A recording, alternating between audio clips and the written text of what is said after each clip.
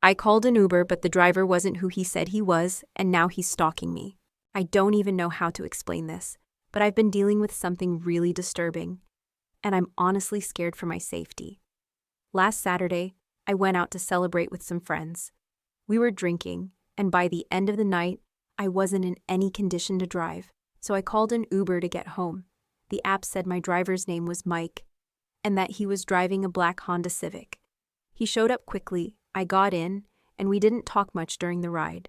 I was tired and just wanted to get home. He dropped me off at my house, and I went inside. But then something weird started happening. The next night, I looked outside and saw a black Honda Civic parked across the street from my house. I didn't think too much of it at first. It's a common car, right? But then I kept seeing it, night after night, parked in the same spot. It would sit there for hours, no one getting in or out. I got more and more uneasy, and by the fourth night, I decided to check the license plate. I went outside, pretending to take out the trash, and wrote down the plate number before rushing back inside. The next morning, I called Uber. I told them about the driver, the black Honda Civic, and how I was concerned because the car had been parked outside my house for several nights. I gave them the license plate number, hoping they could help me figure out what was going on. That's when they told me something that made my stomach drop.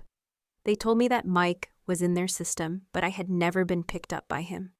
The driver who took me home that night had no connection to Uber at all.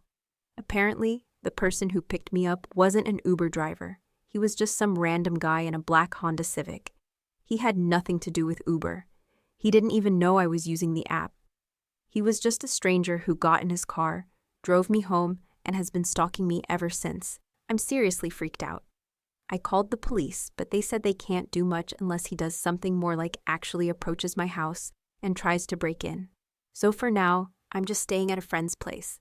But I can't shake the feeling that this guy is just waiting for the right moment to do something worse. Does anyone have advice on what I should do? I just want this to stop.